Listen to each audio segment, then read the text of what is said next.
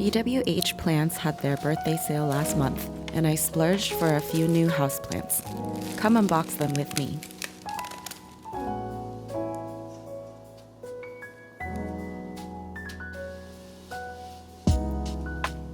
I got into houseplants in the pandemic craze, when everyone wanted to get some greenery into their homes.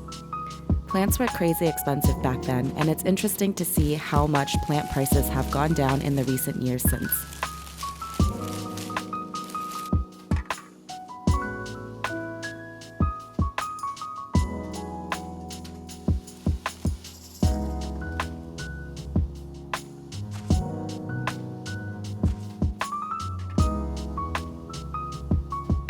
I love the feeling of having plants in my home. They are rewarding when they thrive under my care, and other times I feel like a failure when they wilt or die. My level of care and attention to plants vary with my mood. Sometimes it's hard to care for them when I can't take care of myself. This is a wispy philodendron micans that is leggy and has lost a bunch of leaves from neglect. I'm going to replace it with this new full and leafy one.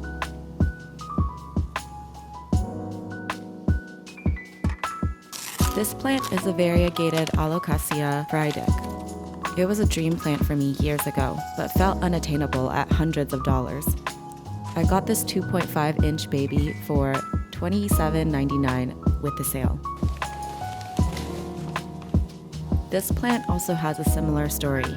It's the Monstera Thai constellation. This 4-inch plant was just $24.99.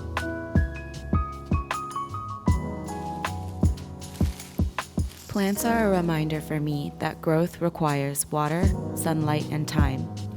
And really, my life isn't all that different. In some seasons, I may stay dormant, and when I'm ready, I'll unfurl new and beautiful leaves.